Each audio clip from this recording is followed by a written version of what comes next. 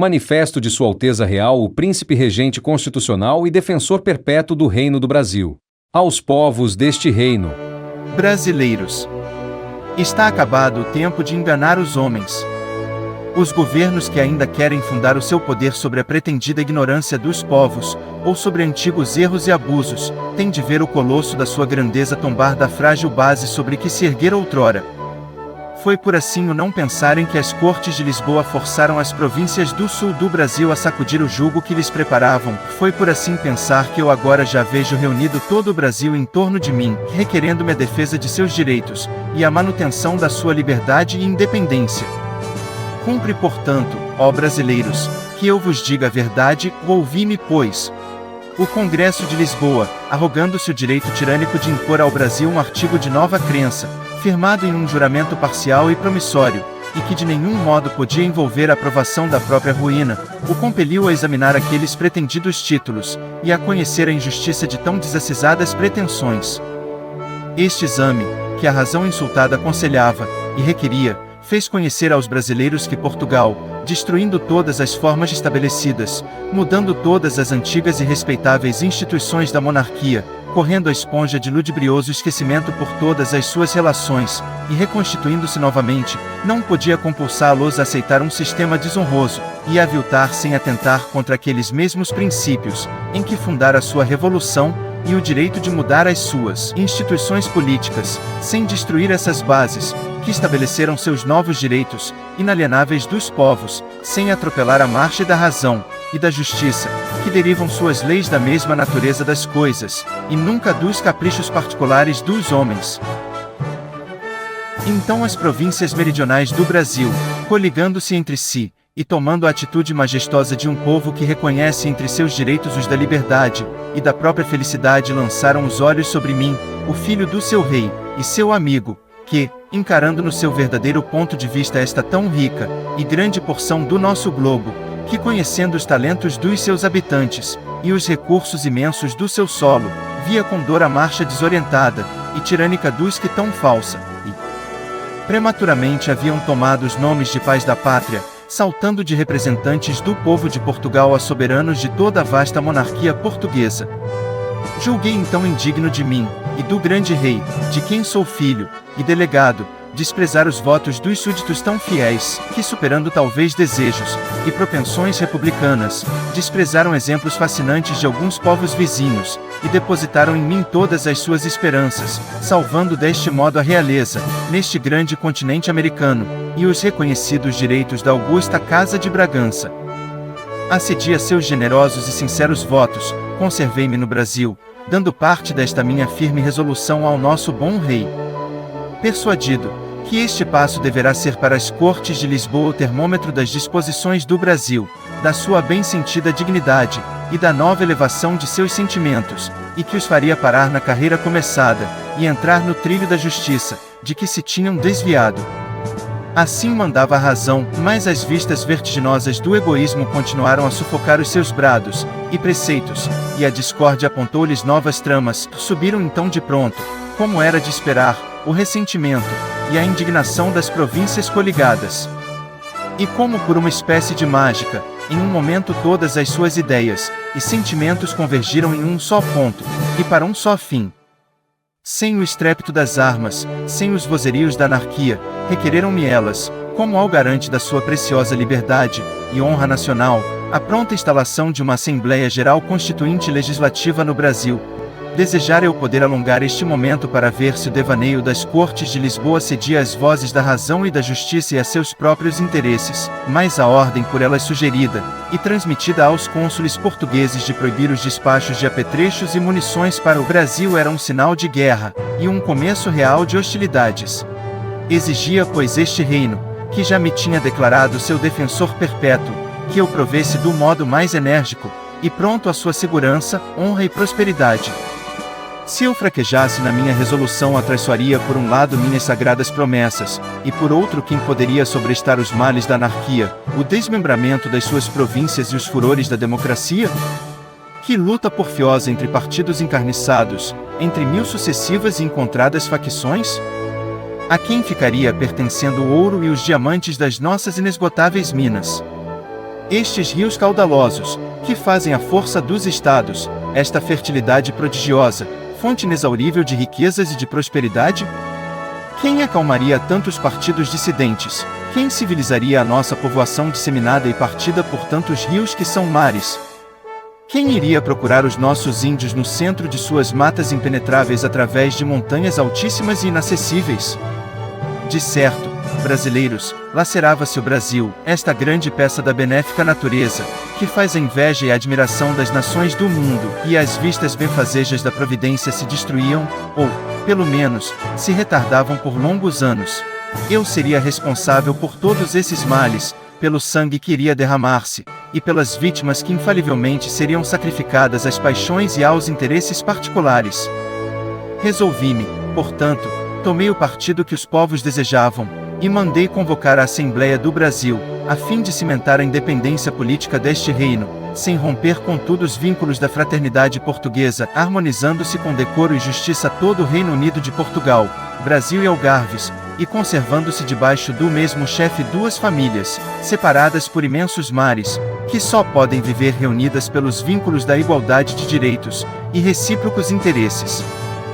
Brasileiros, para vós não é preciso recordar todos os males a que estáveis sujeitos, e que vos impeliriam à representação que me fez a Câmara e povo desta cidade no dia 23 de maio, que motivou o meu decreto real de 3 de junho do corrente ano. Mas o respeito que devemos ao gênero humano exige que demos as razões da vossa justiça e do meu comportamento. A história dos feitos do Congresso de Lisboa a respeito do Brasil é uma das histórias de enfiadas injustiças, e sem razões, seus fins eram paralisar a prosperidade do Brasil, consumir toda a sua vitalidade, e reduzi-lo a tal inanição e fraqueza que tornasse infalível a sua ruína e escravidão. Para que o mundo se convença do que digo, entremos na simples exposição dos seguintes fatos. Legislou o Congresso de Lisboa sobre o Brasil sem esperar pelos seus representantes, postergando assim a soberania da maioridade da nação. Negou-lhe uma delegação do Poder Executivo, de que tanto precisava para desenvolver todas as forças da sua virilidade, vista a grande distância que o separa de Portugal, deixando-o assim sem leis apropriadas ao seu clima e circunstâncias locais, sem prontos recursos às suas necessidades. Recusou-lhe um centro de união e de força para o debilitar, incitando previamente as suas províncias a despegarem-se daquele que já dentro de si tinham felizmente. Decretou-lhes governos sem estabilidade e sem nexo, com 3 centros de atividade diferentes, insubordinados, rivais e contraditórios, destruindo assim a sua categoria de reino, aluindo assim as bases da sua futura grandeza e prosperidade, e só deixando-lhes todos os elementos da desordem e da anarquia. Excluiu de fato os brasileiros de todos os empregos honoríficos e encheu vossas cidades de baionetas europeias comandadas por chefes forasteiros, cruéis e imorais. Recebeu com entusiasmo e prodigalizou louvores a todos esses monstros, que abriram chagas dolorosas nos vossos corações ou prometeram não cessar de as abrir. Lançou mãos roubadoras aos recursos aplicados ao Banco do Brasil, sobrecarregando de uma dívida enorme nacional de que nunca se ocupou o Congresso, quando o crédito deste banco estava enlaçado com o crédito público do Brasil, e com sua prosperidade. Negociava com as nações estranhas a alienação de porções do vosso território para vos enfraquecer e escravizar. Desarmava vossas fortalezas, despia vossos arsenais, deixava indefesos vossos portos, chamando aos de Portugal toda a vossa marinha, esgotava vossos tesouros com saques repetidos para despesa de tropas, que vinham sem vossa solicitação, para verterem o vosso sangue e destruir-vos ao mesmo tempo que vos proibia a introdução de armas e munições estrangeiras com que pudesseis armar vossos braços vingadores e sustentar vossa liberdade. Apresentou um projeto de relações comerciais que, sob falsas aparências de quimérica reciprocidade e igualdade, monopolizava vossas riquezas, fechava vossos portos aos estrangeiros e assim destruía a vossa agricultura e reduzia os habitantes do Brasil outra vez ao estado de pupilos e colonos. Tratou desde o princípio, e trata ainda com indigno aviltamento e desprezo, os representantes do Brasil quando tem a coragem de punir os seus direitos, e até, quem ousará dizê-lo, vos ameaça com libertar a escravatura e armar seus braços contra seus próprios senhores. para acabar finalmente esta longa narração de horrorosas injustiças, quando pela primeira vez ouviu aquele congresso as expressões da vossa justa indignação, dobrou de escárnio, ó brasileiros, querendo desculpar seus atentados com a vossa própria vontade e confiança. A delegação do Poder Executivo, que o Congresso rejeitara por anticonstitucional, agora já uma comissão do seio deste Congresso nolo oferece, e com total liberalidade, que em vez de um centro do mesmo poder, de que só precisáveis, vos querem conceder 2, e mais. Que generosidade inaudita! Mas quem não vê que isto só tem por fim destruir a vossa força e integridade, armar províncias contra províncias, e irmãos contra irmãos? Acordemos, pois, generosos habitantes deste vasto e poderoso império, está dado o grande passo da vossa independência e felicidade há tanto tempo preconizadas pelos grandes políticas da Europa. Já sois um povo soberano, já entrastes na grande sociedade das nações independentes, a que tinhais todo o direito. A honra e dignidade nacional, os desejos de ser venturosos, a voz da mesma natureza mandam que as colônias deixem de ser colônias quando chegam à sua virilidade, e ainda que tratados como colônias não o éreis realmente, e até por fim éreis um reino. Demais, o mesmo direito que teve Portugal para destruir as suas instituições antigas e constituir-se, com mais razão o tendes vós, que habitais um vasto e grandioso país, com uma povoação, bem que disseminada, já maior que a de Portugal, e que irá crescendo com a rapidez com que caem pelo espaço os corpos graves. Se Portugal vos negar esse direito, renuncia ele mesmo ao direito, que pode alegar para ser reconhecida a sua nova Constituição pelas nações estrangeiras, as quais então poderiam alegar motivos justos para se intrometerem nos seus negócios domésticos, e para violarem os atributos da soberania e independência das nações. Que vos resta, pois, brasileiros? Resta-vos reunir-vos todos em interesses, em amor, em esperanças, fazer entrar a augusta Assembleia do Brasil no exercício das suas funções, para que, manejando o leme da razão e prudência, haja de evitar os escolhos, que nos mares das revoluções apresentam desgraçadamente França, Espanha e o mesmo Portugal, para que marque com mão segura e sábia a partilha dos poderes, e firme o código da vossa legislação na sã filosofia, e o aplique às vossas circunstâncias peculiares. Não o duvideis, brasileiros.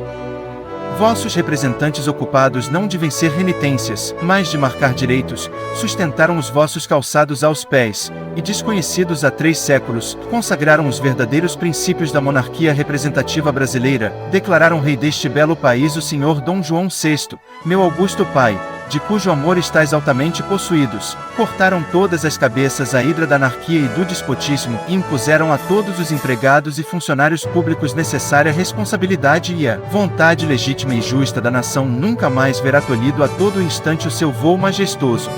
Firmes no princípio invariável de não sancionar abusos, de onde a cada passo germinam novos abusos, vossos representantes espalhariam a luz, e nova ordem no caos tenebroso da fazenda pública, da administração econômica, e das leis civis e criminais. Terão o valor de crer que ideias úteis e necessárias ao bem da nossa espécie não são destinadas somente para ornar páginas de livros, e que a perfeição concedida ao homem pelo ente criador e supremo deve não achar tropeço e concorrer para a ordem social e felicidade das nações. Dar-vos um código de leis adequadas à natureza das vossas circunstâncias locais, da vossa povoação, interesses e relações, cuja execução será confiada a juízes íntegros, que vos administrem justiça gratuita, e façam desaparecer todas as trapaças do vosso foro, fundadas em antigas leis obscuras, ineptas, complicadas e contraditórias. Eles vos darão um código penal ditado pela razão e humanidade, em vez dessas leis sanguinolentas e absurdas, de que até agora fosses vítimas cruentas. Tereis um sistema de impostos que respeite os suores da agricultura, os trabalhos da indústria, os perigos da navegação e a liberdade do comércio, um sistema claro e harmonioso que facilite o emprego e circulação dos cabedais, e arranque as 100 chaves misteriosas que fecham o escuro labirinto das finanças, que não deixavam ao cidadão lobrigar o rasto do emprego, que se dava às rendas da nação. Valentes soldados, também vós tereis um código militar que, formando um exército de cidadãos disciplinados, reúna o valor, que defenda a pátria e as virtudes cívicas, que a protejam e seguram. Cultores das letras e ciências, quase sempre aborrecidos ou desprezados pelo despotismo, agora tereis a estrada aberta e desbloqueada para adquirirdes glória e honra. Virtude, merecimento, vós vireis junto tornar o santuário da pátria, sem que a intriga vos feche as avenidas do trono, que só estavam abertas à hipocrisia e à impostura. Cidadãos de todas classes, mocidade brasileira, vós tereis um Código de Instrução Pública Nacional, que fará germinar e vegetar viçosamente os talentos deste clima abençoado e colocará a nossa Constituição debaixo às salvaguarda das gerações futuras, transmitindo a toda a nação uma educação liberal, que comunique aos seus membros a instrução necessária para promoverem a felicidade do grande todo brasileiro. Encarai, habitantes do Brasil, encarai a perspectiva de glória e da grandeza que vos antevê, não vos assustem os atrasos da vossa situação atual, o fluxo da civilização começa a correr já impetuoso desde os desertos da Califórnia até o Estreito de Magalhães. Constituição e liberdade legal são fontes inesgotáveis de prodígios e serão a ponte por onde o bom da velha e convulsa Europa passará ao nosso continente.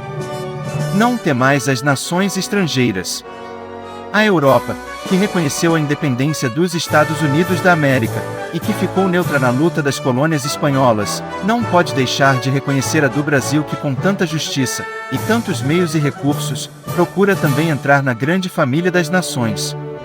Nós nunca nos envolveremos nos seus negócios particulares, mas elas também não quererão perturbar a paz e comércio livre que lhes oferecemos, garantidos por um governo representativo que vamos estabelecer.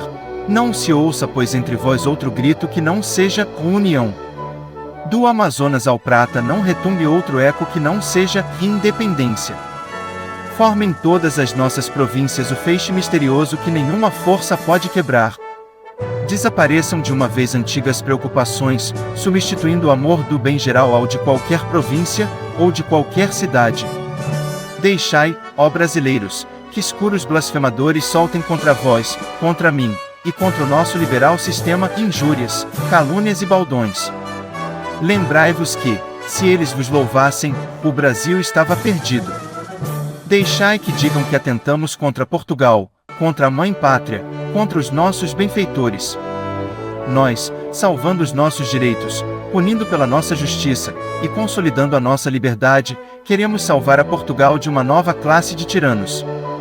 Deixai que clamem que nos rebelamos contra o nosso rei, ele sabe que o amamos como a um rei cidadão, e queremos salvá-lo do afrontoso estado de cativeiro a que o reduziram, arrancando a máscara da hipocrisia a demagogos infames e marcando com verdadeiro liberalismo os justos limites dos poderes políticos. Deixai que falem, querendo persuadir ao mundo que quebramos todos os laços de união com nossos irmãos da Europa. Não, nós queremos firmá-lo em bases sólidas, sem a influência de um partido, que vilmente desprezou nossos direitos e que, mostrando-se a cara descoberto tirano e dominador em tantos fatos que já não se pode esconder com prejuízo e desonra nosso, enfraquece e destrói irremediavelmente aquela força moral tão necessária em um Congresso, e que toda se apoia na opinião pública, e na justiça. Ilustres baianos, porção generosa e malfadada do Brasil, a cujo solo se tem agarrado mais essas famintas e empestadas arpias, quanto me punge o vosso destino. Quanto não poder há mais tempo ir enxugar as vossas lágrimas e abrandar o vosso desespero. Baianos, o brio é a vossa divisa, expeli do vosso seio esses monstros, que se sustentam do vosso sangue. Não os temais, vossa paciência faz a sua força. Eles já não são portugueses, expeli-os e vinde reunir-se a nós, que vos abrimos os braços. Valentes mineiros, intrépidos pernambucanos defensores da liberdade brasileira, voai em socorro dos vossos vizinhos irmãos. Não é a causa de uma província, é a causa do Brasil, que se defende na primogênita de Cabral. Extingue esse viveiro de fardados lobos, que ainda sustentam os sanguinários caprichos do partido faccioso. Recordai-vos, pernambucanos, das fogueiras do Bonito e das cenas do Recife. Poupai, porém, e amai como irmãos a todos os portugueses pacíficos, que respeitam nossos direitos e desejam a nossa e sua verdadeira felicidade. Habitantes do Ceará, do Maranhão, do riquíssimo Pará, vós todos das belas e amenas províncias do Norte, vindes arar e assinar o ato da nossa emancipação para figurarmos, tempo, diretamente na grande associação política. Brasileiros em geral. Amigos, reunamo-nos, sou vosso compatriota, sou vosso defensor. Encaremos, como único prêmio de nossos suores, a honra, a glória, a prosperidade do Brasil, marchando por esta estrada ver-me-ei sempre à vossa frente, e no lugar do maior perigo. A minha felicidade, convencei-vos, se existe na vossa felicidade, é minha glória reger um povo brioso e livre. Dai-me o exemplo das vossas virtudes e da vossa união. Serei digno de vós. Palácio do Rio de Janeiro, em 1º de agosto de 1822. O Príncipe Regente.